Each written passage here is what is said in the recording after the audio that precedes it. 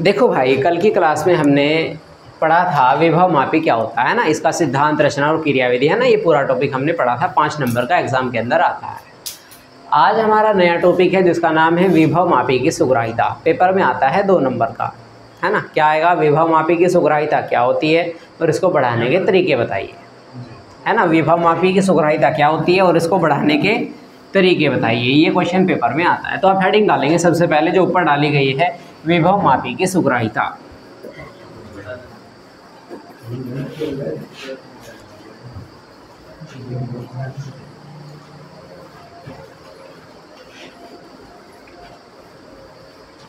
विभव मापी की सुग्राहिता, है ना।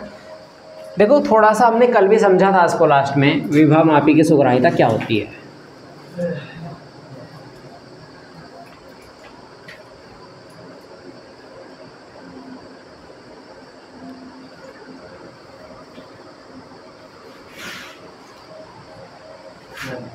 देखो जैसे अगर हमें, है ना, मैंने कल एग्जांपल दिया था एक सुनार वाला, है ना, दिया था ना, कि जो सुनार होता है वो छोटी सी तराजू का इस्तेमाल करता है अपने, उनके जो जेवर वगैरह होते हैं उनको तोलने के लिए, है ना। बड़ी तराजू का इस्तेमाल नहीं करता। क्यों?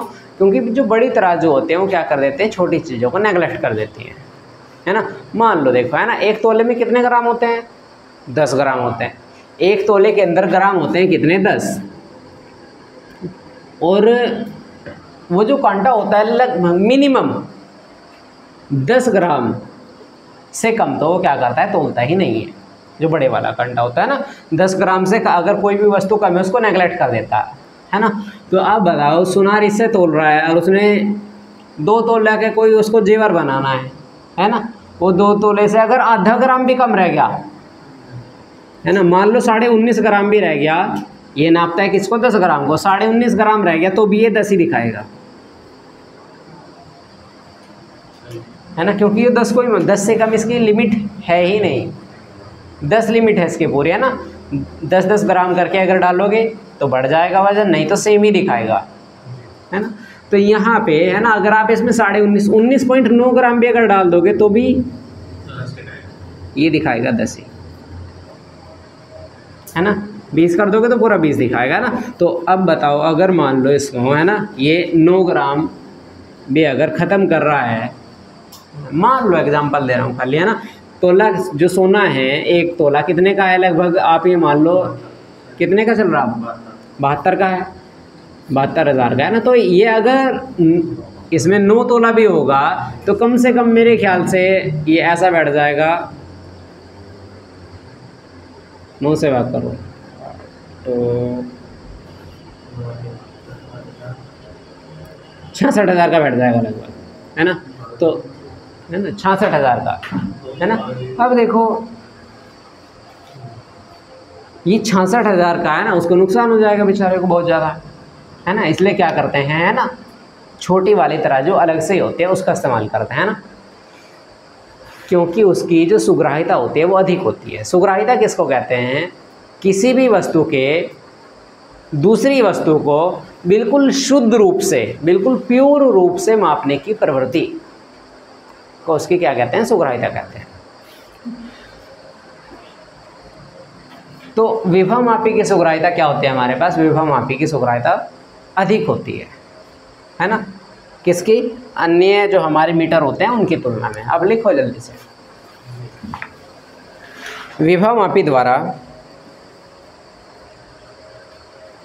विभव मापी द्वारा,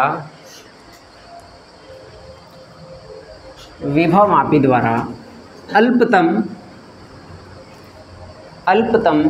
विद्युत वाहक बल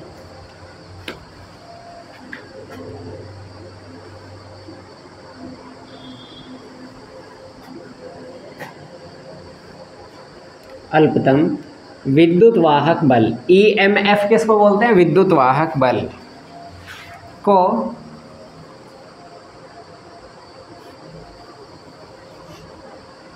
मापने की अक्षमता, विभव मापी की सुग्राहिता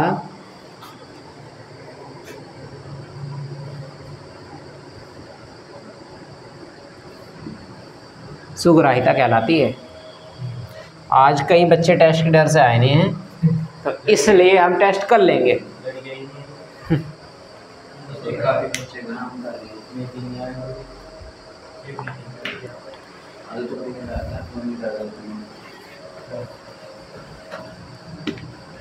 हेडिंग डालो नेक्स्ट।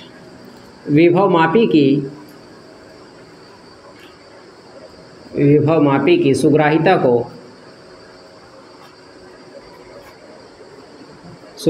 को बढ़ाने के तरीके।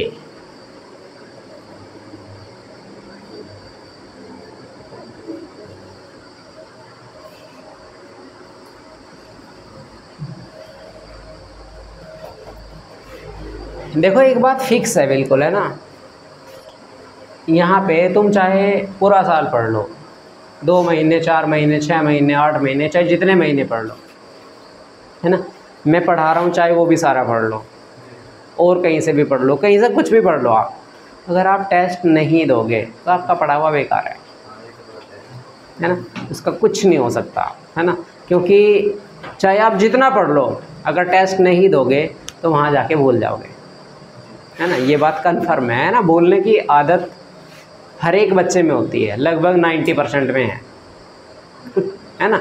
कुछ 5-7% बच्चे ऐसे होते हैं जिनके अंदर भूलने की आदत थोड़ी कम होती है, मतलब वो पढ़ के लिख सकते हैं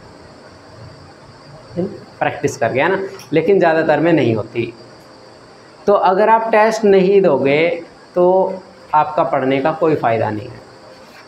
इससे अच्छा तो है ना, आप पेपर के टाइम पे मॉडल खरीदो और मॉडल खरीद के रट्टा मारो, और रट्टा मार के तुम्हारे 60 नंबर आराम से आ जाएंगे, फिर तुम्हारे लिए वो ठीक है ना। तो इसलिए मैं कह रहा हूँ क्या कि आपको पढ़ना पड़ेगा घर जाके टेस्ट। अगर देखो, अगर आप टेस्ट नहीं दोगे तो पेपर में जाके खाली बैठोगे। अगर आप टेस्ट दे रहे थे यहाँ और यहाँ खाली भी बैठ गए तो वहाँ खाली नहीं बैठना,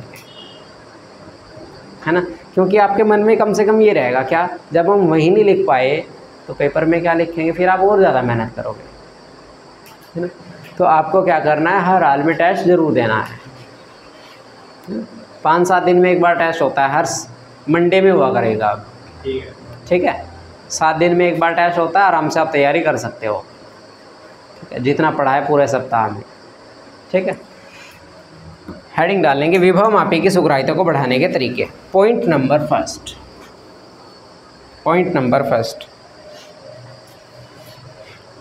विभव मापी की सुग्राहिता को, एक तो कल बताया था हमें क्या, छोटा तार नहीं लेना चाहिए, विभव मापी का तार जितना ज़्यादा बड़ा होगा, है ना, उसकी जो सुग्राहिता होगी उतनी ही अधिक होगी। विभव मापी के तार की लंबाई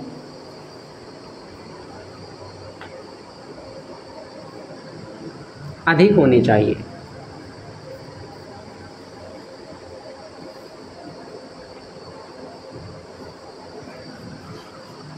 तार की लंबाई अधिक होनी चाहिए।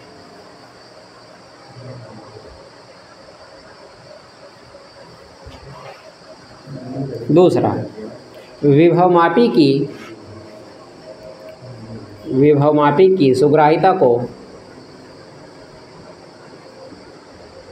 सुग्राहिता को बढ़ाने के लिए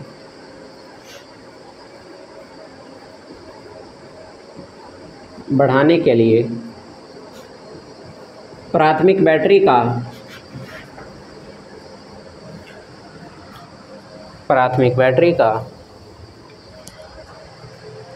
विभवांतर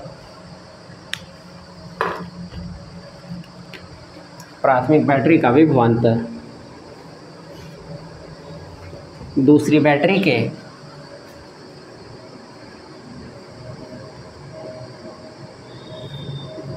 विद्युत वाहक बल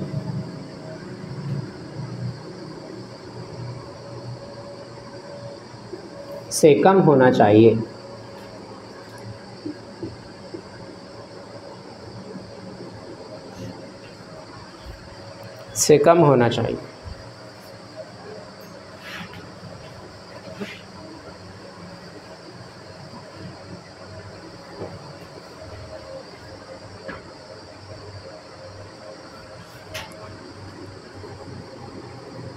हेडिंग मत डालना, समझा रहा हूँ वैसे ही, है ना। ये तो प्रैक्टिकल की चीज़ें हैं अब, है ना। ये इतना तो थ्योरेटिकल था, है ना। ये चीज़ें तो केवल तब काम आते हैं जब आप प्रैक्टिकल करते हो, है ना। केवल उसके लिए बता रहा हूँ, लिखना मत इसको, है ना। सावधानी में आपको क्या ध्यान रखना है, जब आप विभव ज्ञात करते हैं, किसकी सहायता से, विभव मापी की सहायता से, है ना। तो कल बताया था एक जोकी होती है, जोकी मतलब कुंडी सी होती है, उसको तार पे, है ना, ये वायर होता है ना। एक जोकी को ऐसे ऐसे ऐसे टच करा के देखते हैं जगह जगह, है ना, कि यहाँ पे वोल्टेज कितना है, यहाँ पे कितना है और यहाँ पे कितना वोल्टेज है ना। तो सावधानी में क्या ध्यान रखना है हमें, जब हम इसको एक बार हमने वोल्टेज यहाँ नापा, है ना, दूसरी बार जब वोल्टेज नापेंगे यहाँ पे, तो यहाँ से उठा के इसको यहाँ पे ले जाना पड़ेगा। इसके दो तरीके हैं, पहला क्या, या तो यहाँ से उठाओ और यहाँ रख दो, यहाँ से ऊपर किया निकाल दिया और यहाँ जाके ऐसे लगा दिया दोबारा फिर, है ना। दूसरा तरीका है इधर खींच दो बस डायरेक्ट। लेकिन जब आप इसको इधर खींचते हो तो आपको क्या ध्यान रखना है कि ये ज़्यादा इस पर रगड़ना नहीं चाहिए, है ना। वायर पे जितना ज़्यादा ये रगड़ खाएगा, वायर क्या हो जाएगा उतना ही, जैसे तुमने देखा होगा चिंगारियाँ जलती है ना, तो वायर क्या हो जाएगा, जल जाएगा थोड़ा सा, है ना। और जैसे ही वायर जलेगा तो क्या हो जाएगा, इसका जो विभव मापी था, विभव मापी की जो एक तरीके से सुग्राहिता थी, वो क्या हो जाएगी, कम हो जाएगी। क्यों, क्योंकि वायर जल जाएगा। वायर का देखो, जैसे मान लो ये वायर था, है ना, इसके ऊपर हम इस जोकी को रगड़ रहे हैं, जब इधर जाएंगे तो वायर कुछ ना कुछ चेंज नहीं हो जाएगा, घिसेगा नहीं थोड़ा सा। क्यों, क्योंकि चिंगारियाँ बनेगी ना, है ना। जहाँ पे चिंगारियाँ होती है, देखा नहीं तुमने, केबल खराब सा हो जाता है वहाँ पे, है ना, काला काला सा हो जाता है ना, तो बिल्कुल ऐसा ही है ना। तो क्या करना है सावधानी में, पहला पॉइंट, जब भी हमें विभवांतर या वोल्टेज ज्ञात करना है तो जोकी को उस पर रगड़ना नहीं है ना। और दूसरी बात, है ना, जब भी हमें वोल्टेज ज्ञात करना होगा तो जब भी वोल्टेज निकालना है विभव मापी को केवल तभी ऑन करना है। ऐसा नहीं है कि वोल्टेज आपको शाम को 12 बजे या दोपहर में 12 बजे नापना है और आपने वोल्ट मीटर को या वोल्ट विभव मापी को छोड़ दिया ऑन करके 9 बजे, है ना। तो क्या होगा, इसके अंदर बैटरी लगी हुई होती है ना। जब वो बैटरी ये लगातार ऑन रहेगा, जब किसी भी, बताया था तुम्हें, जब किसी भी परिपथ में लगातार विद्युत धारा प्रवाहित होती रहती है तो वे गर्म हो जाते हैं। उसको बोलते हैं हीटिंग इफेक्ट ऑफ कंडक्टर। चालकों का उसको बोलते थे, इंग्लिश में याद था मेरे, हीटिंग इफेक्ट किसको बोलते हैं। हीटिंग मतलब गर्म होना, है ना, मतलब चालकों का एक तरीके से प्रतिरोध होता है ना।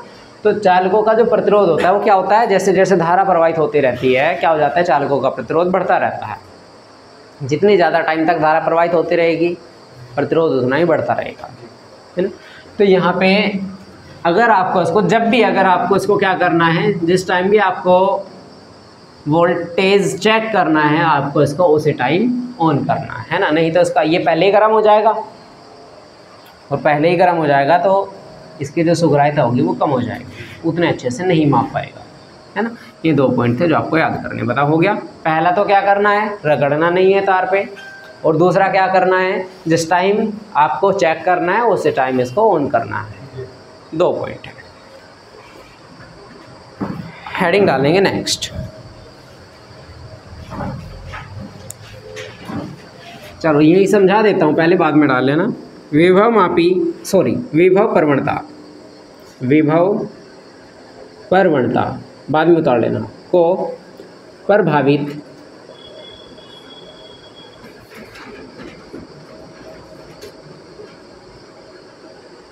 करने वाले कारक,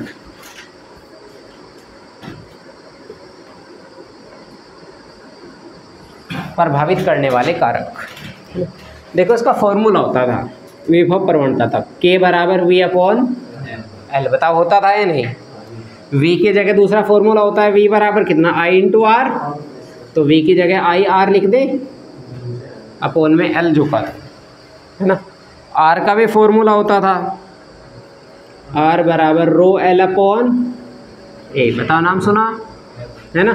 तो I जो का तो रखा, R की जगह कितना रो एल अपॉन ए, और साथ में आई तो अच्छा साथ में एल तो है ही, एल से एल कैंसिल हो गया, कितना आया आई रो अपॉन कितना ए। तो ये एक फॉर्मूला बन गया ना। तो यहाँ पे अगर हम देखेंगे विभव प्रवणता जो होती है, विभव प्रवणता मतलब के ये किस किस चीज़ पे डिपेंड कर रही है, यही तो है। देखो विभव प्रवणता को प्रभावित करने वाले कारक, इसको इसके ऊपर कौन कौन इफेक्ट डाल सकता है, कौन कौन डाल सकता है। एक तो देखो लंबाई है ना, एक तो उस पर लंबाई इफेक्ट डाल लेगी, भाई लंबाई चेंज हो जाएगी तो विभव प्रवणता भी चेंज होगी। वोल्टेज भी इफेक्ट डाल लेगा, धारा भी इफेक्ट डालेगी, प्रतिरोध भी इफेक्ट डालेगा, प्रतिरोधकता भी इफेक्ट डालेगी, और अक्षेत्रफल भी इफेक्ट डालेगा। जो जो चीज़ें आपको इसमें दिख रही हैं उन सब चीज़ों का प्रभाव इस पर पड़ेगा, किस पर, विभव प्रवणता पर। हेडिंग डालो चलो, विभव प्रवणता को प्रभावित करने वाले कारक। भाई बिल्कुल ऐसे है ये, जैसे V बराबर ही है आई आर, है ना। अगर आप प्रतिरोध बढ़ाओगे तो क्या होगा, यही है R बराबर V अपॉन आई, है ना। अगर आप प्रतिरोध बढ़ाओगे तो क्या हो जाएगी, धारा कम हो जाएगी, सीधी सी बात है ना। और ये है F बराबर क्या हो इंटू E। अगर आप क्या कर दोगे, अगर आप आवेश का मान बढ़ा दो तो क्या हो जाएगा, तो बल बढ़ जाएगा। जितना पावरफुल आवेश होगा बल भी उतना ही ज़्यादा होगा। आप छोटी चुंबक थी हमारे पास कम पावरफुल, मान लो कोई दो चुंबक है, ये NS, ये दूसरी भी कितनी NS है ना, मान लो छोटी चुंबक थी। तो अगर चुंबक छोटी है कम पावरफुल है तो बल भी कम लगाएगी। अब बड़ी कर दी हमने, ज़्यादा पावरफुल कर दी चुंबकों को, तो क्या होगा, बल भी ज़्यादा लगेगा। हाँ है ना, बिल्कुल। तो हेडिंग डालो विभव प्रवणता को प्रभावित करने वाले कारक।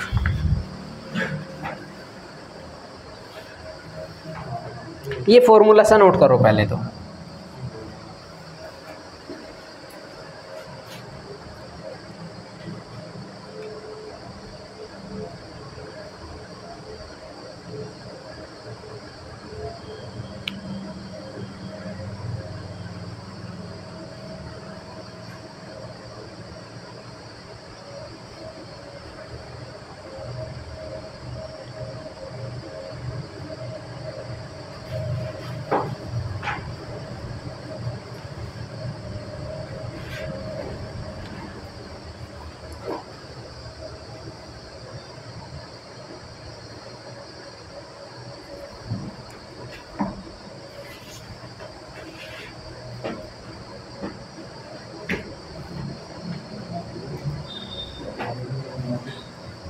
हो गया, आप बताओ लिख लोगे क्या इसको, किस किस पे डिपेंड कर रहा है बताओ।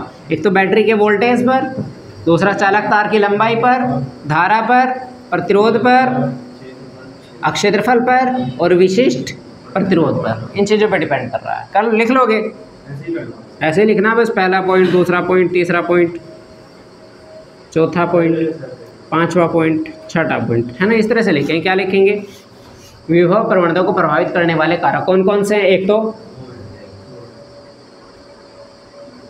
प्रयुक्त होने वाली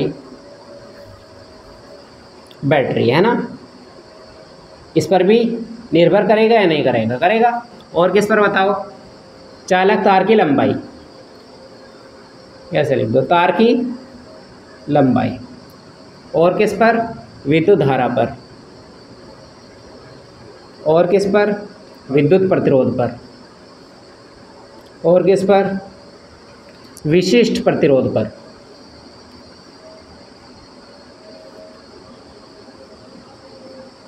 और अनुप्रस्थ काट का क्षेत्रफल।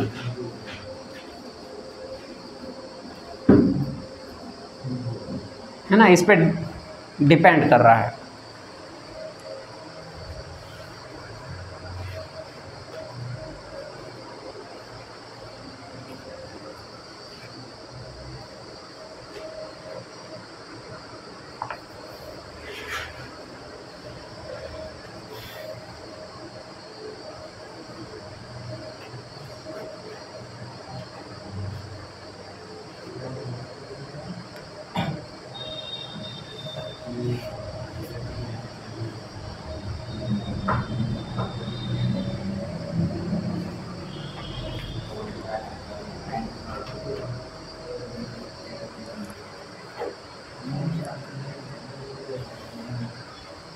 हो गया।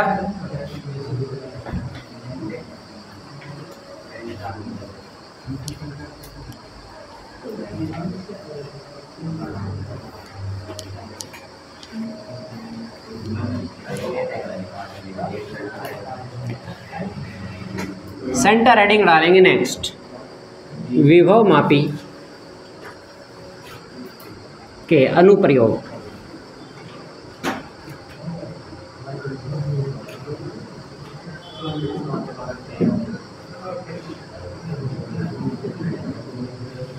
विभव मापी के अनुप्रयोग। नंबर फर्स्ट, साइड हेडिंग, दो सैलों के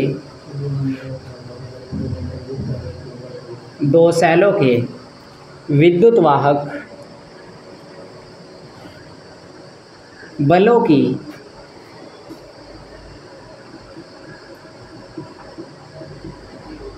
तुलना करना। दो सैलों के विद्युत वाहक बलों की तुलना करना।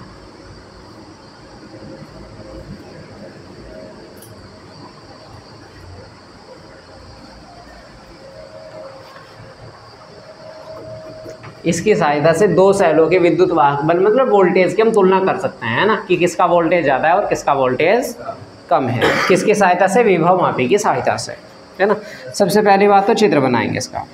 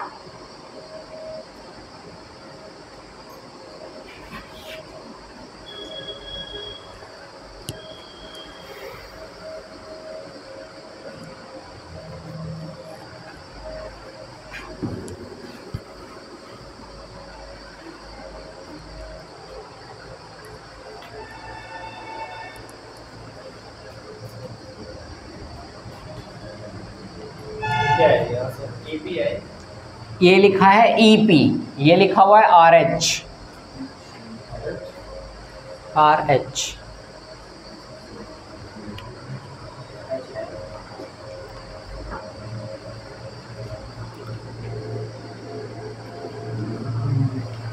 ये है कुंजी।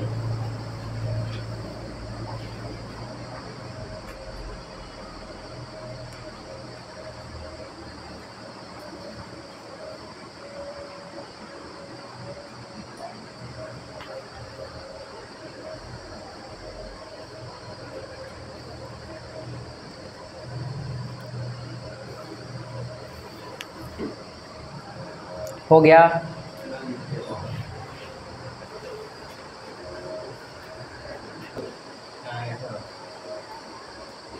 देखो भाई, इसमें है ना, दो सैलों के विद्युत वाहक बलों की तुलना करना, किसकी सहायता से? विभव मापी की सहायता से।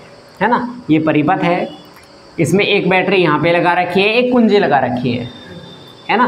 इस बैटरी का नाम रख दिया हमने ई पी। ई मतलब विद्युत वाहक बल, पी मतलब प्राइमरी, प्राइमरी मतलब होता है प्राथमिक, प्राथमिक मतलब पहली, ये पहली बैटरी यहाँ जुड़ी है ना। ये इसकी कुंजी जुड़ी है, कुंजी मतलब स्विच।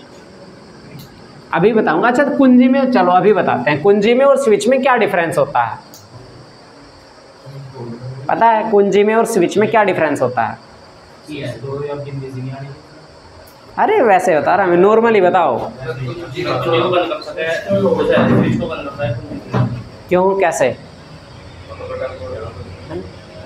वो है ना जो बोर्ड होते हैं हमारे, है ना, इन बोर्ड में कुंजी किसको कहते हैं और स्विच किसको कहते हैं? इनमें कुंजी भी होती है और स्विच भी होता है। ये क्या है? ये जो ऑन ऑफ करने वाले होते हैं ना, ये होते हैं स्विच। स्विच ही तो होते हैं। कुंजी जो होती है वो स्विच के अंदर होती है। यही डिफरेंस है ना। कुंजी जो होती है वो स्विच के अंदर होती है। तुमने एक चीज देखी है ना, जब हम स्विच को ऑन करते हैं, जब हम स्विच को खोलते हैं, तब जाके धारा प्रवाहित होनी शुरू होती है। मतलब लाइट कब जलती है? जब आप ऑन करते हो स्विच को। अब बताओ, आपने स्विच को ऑन कर दिया तो धारा तो बंद हो जानी चाहिए थी, है ना। स्विच और कुंजी में डिफरेंस है ना। उसके अंदर क्या होता है, दो टर्मिनल होते हैं। जब तक आप स्विच को ऑफ रखते हो तो टर्मिनल एक दूसरे से दूर दूर रहते हैं, और जैसे आप स्विच को ऑन करते हैं तो वे टर्मिनल आपस में मिल जाते हैं और सर्किट पूरा हो जाता है ना। तो कुंजी क्या होते हैं, स्विच के अंदर रहते हैं। चलो दिखाऊंगा किस दिन लाके, है ना, तोड़ के दिखावेंगे, है ना। अरे ये वाली नहीं है ना, ये तो मुश्किल हो जाएगा, है ना। घर से लावेंगे, तोड़ के दिखावेंगे फिर, है ना। कुंजी क्या होती है, स्विच के अंदर होती है। जैसे आप स्विच को बंद करते हो ऊपर की तरफ, तो कुंजी एक दूसरे के साथ में हट जाती हैं, है ना। बिल्कुल ऐसे मान लो आप, है ना, आपने स्विच को बंद कर रखा, कुंजी ऐसे थी, आपने स्विच को ऑन करा, नीचे की तरफ को ऐसे दबा के बंद ऑन किया, है ना। तो ये जो कुंजी जो दूर दूर उठ रही थी ना पहले, अब ये ऐसे चिपक जाएंगी और धारा बहनी शुरू हो जाएगी, है ना। तो कुंजी क्या होती है, स्विच के अंदर होती है ना। उसका, है ना, एक बात ध्यान रखेंगे, जब स्विच ऑन होगा तो कुंजी बंद होगी, जब स्विच ऑफ होगा तो कुंजी, अगर स्विच कैसा होगा, ऑन, तो कुंजी होगी कैसी, बंद। और अगर स्विच कैसा होगा, ऑफ, तो कुंजी कैसी होगी, खुली हुई। ठीक है, दोनों उल्टे हैं एक दूसरे के, है ना। यहाँ पे क्या था, ये कुंजी लगी हुई है ना, और यहाँ पे ये क्या है, ये हमारा धारा नियंत्रक। कल इस तरीके से बनाया था, कुछ इस तरीके से, है ना। इस तरीके से भी बना सकते हैं। दोनों क्या है, धारा नियंत्रक के निशान है, कंट्रोलर है एक तरीके से, है ना। यहाँ पे क्या लगा, वही 10 मीटर लंबा तार है ना। यहाँ पे दो बैटरी जुड़ी है, एक का नाम रखा E1, एक का नाम रखा E2। दो बैटरी जुड़ रही है, प्लस ये माइनस। यहाँ पे एक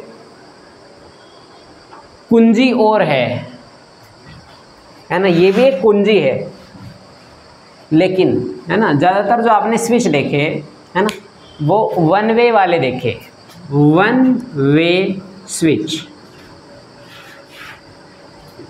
एक मार्गी कुंजी, है ना। एक होता है हमारा 2 वे स्विच, है ना, वो होते हैं द्विमार्गी कुंजी, है ना। मतलब जब हम इसको इससे कनेक्ट करना चाहें, इसको कर सकते हैं, जब हम इसको इससे कनेक्ट करना चाहें, इसको कर सकते हैं। जब इनको चाहेंगे इनको कर लो, जब इनको चाहेंगे इनको कर लो। इनको ऑन करेंगे तो ये वाला बंद हो जाएगा, इसको ऑन करेंगे ये वाला बंद हो जाएगा। जहाँ पे हमें बार बार धारा का मान चेंज करना होता है ना, कभी धारा इधर भेजनी है, कभी धारा उधर भेजनी है ना। लेकिन ऐसा नहीं है कि जिस टाइम इधर भेजनी है उसी टाइम उधर भेजनी अलग अलग टाइम पे है, कभी इधर भेजनी कभी इधर भेजनी, है ना। तो वहाँ पे क्या करते हैं, ये 2 वे स्विच लगाते हैं, ठीक है। अगर कैसा होता है, बिल्कुल ऐसा होता है जैसे फ्लैट से होते हैं, तुमने देखा होगा है ना। अगर बीच में रहेगा ऐसे तो बंद रहेगा, ऊपर कर दोगे तो ऊपर को चलेगा, नीचे कर दोगे तो नीचे को चलेगा। मान लो 2 बल्ब लगे हुए, एक ऊपर एक नीचे, है ना। अगर ये बीच में है तो कोई सा नहीं जलने का, ऊपर कर दोगे तो ऊपर वाला, नीचे कर दोगे तो नीचे वाला। ये है 2 वे स्विच, ठीक है। तो लिखो इसके अंदर, चलो जल्दी से। ये पानी भी रखा, किसी को पीना हो तो भाई अब तक। हेडिंग डालो रचना, रचना हेडिंग डालो।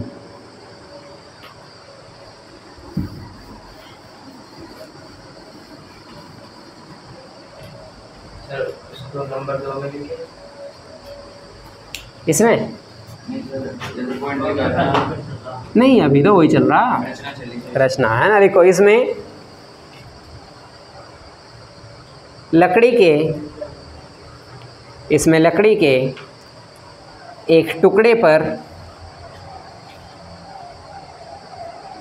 इसमें लकड़ी के एक टुकड़े पर एक 10 मीटर लंबा तार, एक 10 मीटर लंबा तार फिट रहता है।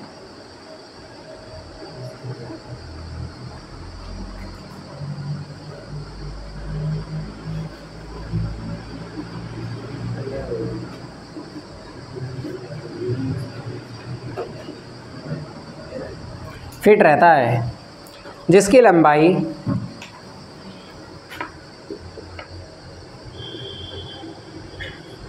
लंबाई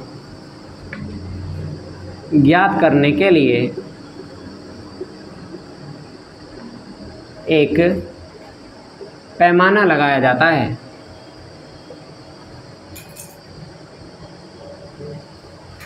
पैमाना लगाया जाता है।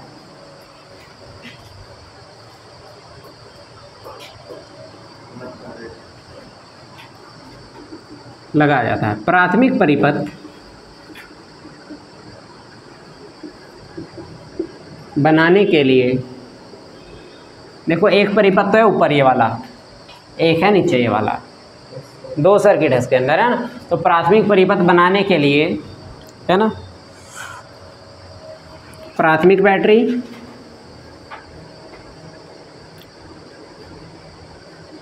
बैटरी ईपी कुंजी के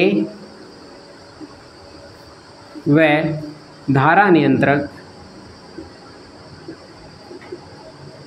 और एच लगाते हैं।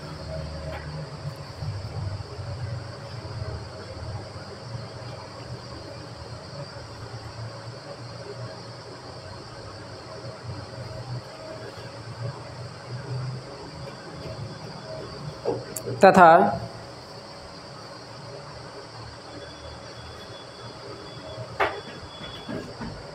द्वितीयक परिपथ बनाने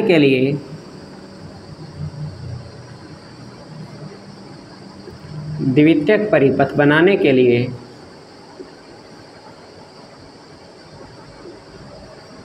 जिन सेलों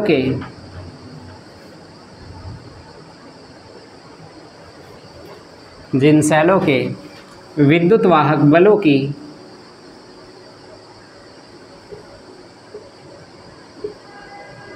तुलना करनी है,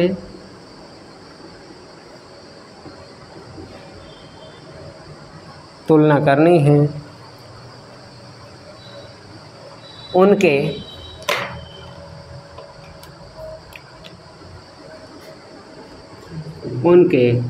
धन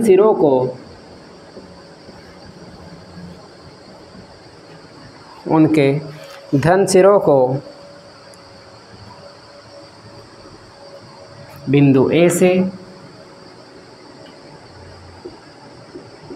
तथा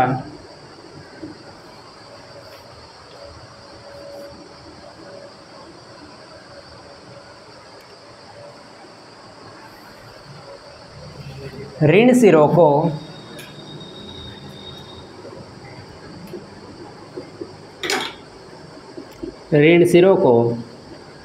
द्विमार्गी कुंजी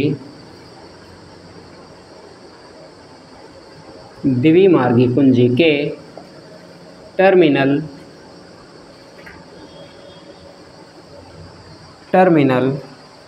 एक, देखो ऋण सिरे किससे जुड़े हैं, ध्यान से देखो इधर भाई, धन सिरे तो किससे जोड़ दिए, बिंदु ए से। ऋण सिरे मतलब माइनस वाले, ये वाला और ये वाला, ये किससे जुड़ा, पहले से और तीसरे से, पहले और तीसरे से, है ना। टर्मिनल 1 व 3 से जोड़ते हैं।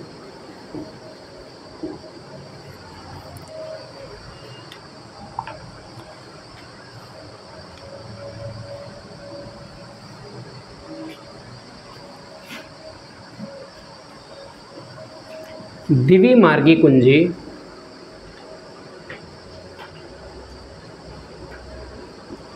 के टर्मिनल 2 का संबंध धारामापी से होते हुए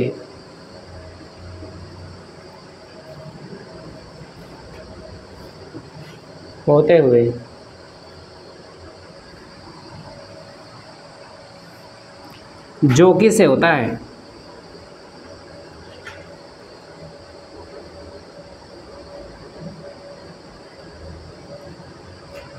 जोकी से होता है।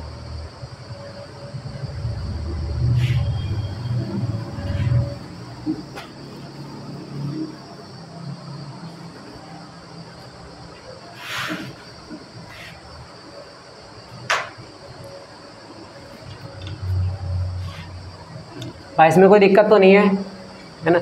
ये जो कल भी बताया था, ये जो वायर होता है ये एक लकड़ी के टुकड़े पे फिक्स रहता है ताकि ये छोटा हो जाए, इसकी लंबाई कम हो जाए, है ना।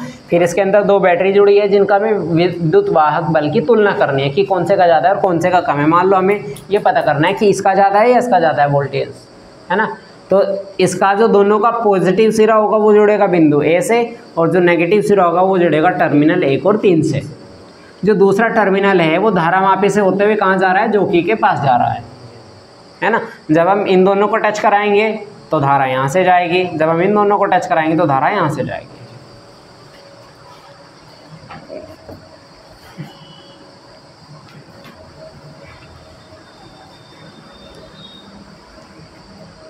हेडिंग डालो नेक्स्ट, क्रियाविधि।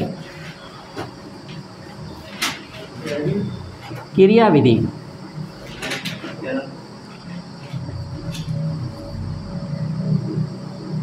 वर्किंग।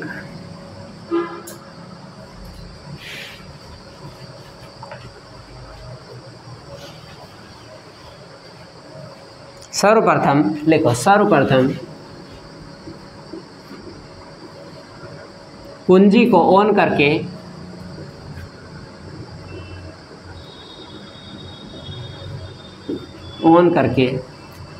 चित्रानुसार मतलब जैसे चित्र में है, धारा प्रवाहित करते हैं।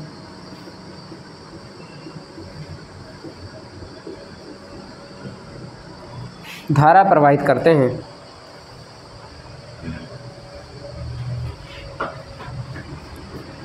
जब द्विमार्गी कुंजी के टर्मिनल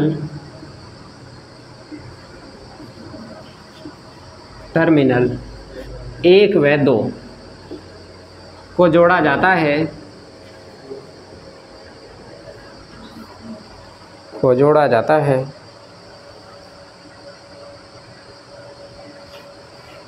तब माना चालक तार की लंबाई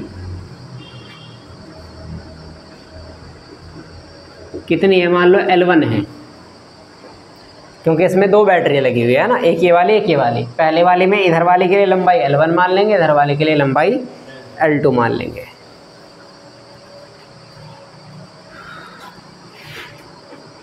सेल का विद्युत वाहक बल EMF ऐसे लिख दूं, ईएमएफ बोलते हैं विद्युत वाहक बल को, शॉर्ट में लिख दो क्या, है ना। सेल का ईएमएफ कितना आ गया, देखो फॉर्मूला है V बराबर, हमारे पास या K बराबर V/L, ये फॉर्मूला है विभव प्रवणता का, है ना। हम क्या कर सकते हैं, V की जगह E लिख सकते हैं, बताया था। V और E दोनों सेम चीज़ें होती हैं, है ना। तो अगर इसकी गुना इधर कर देंगे तो E बराबर कितना हो जाएगा, K × L, क्योंकि ये पहला परिपथ है हमारे, सॉरी दूसरे परिपथ की पहली बैटरी है ना। इसलिए यहाँ पे जो EMF है उसको हमने डिनोट कर दिया किससे, E1 से। कितना होगा बताओ, K × L होगा ना, और L की जगह L नहीं है, L1 है, तो E1 बराबर कितना आ गया, KL1। Equation number first. जब द्विमार्गी कुंजी के टर्मिनल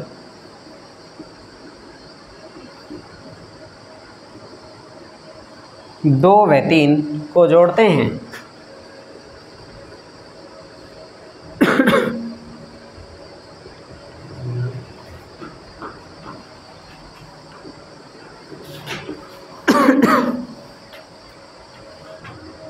जोड़ते हैं तब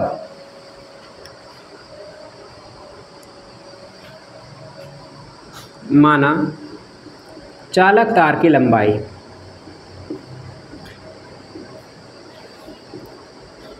कितनी है, L2।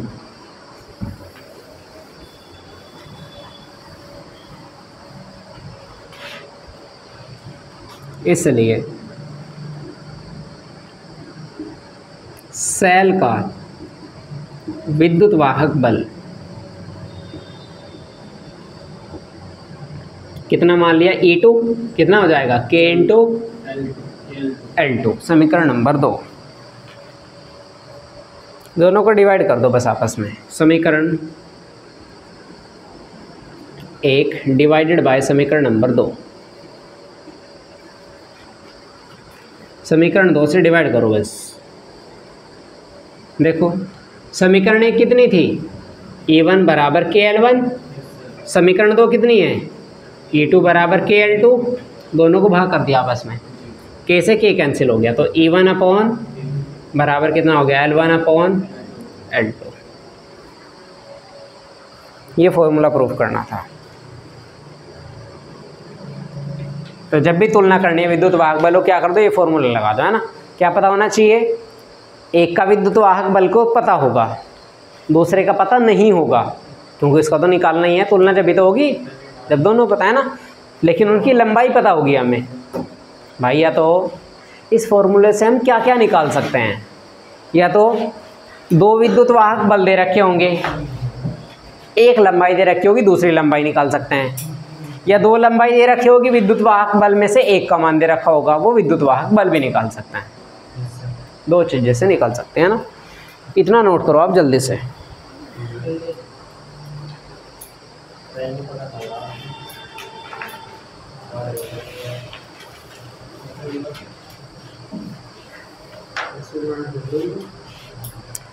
चलो बस, है ना। बाकी कल करेंगे, हेडिंग डाल के छोड़ देना आप चाहे तो।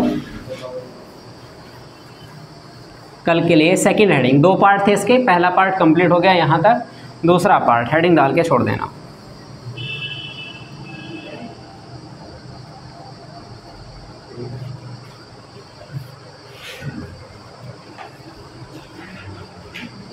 किसी सेल का आंतरिक प्रतिरोध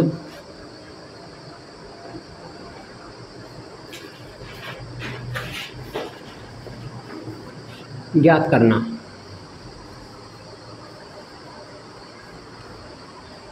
किसी भी सेल का अगर हमें आंतरिक प्रतिरोध निकालना है, आंतरिक प्रतिरोध मतलब जिसकी वजह से चालक गर्म होते हैं, अंदर वाला प्रतिरोध, है ना। अगर हमें वो निकालना है तो किस तरह से निकाल लेंगे और वो कितना आएगा, है ना। इसके लिए फॉर्मूला प्रूफ करेंगे हम कल।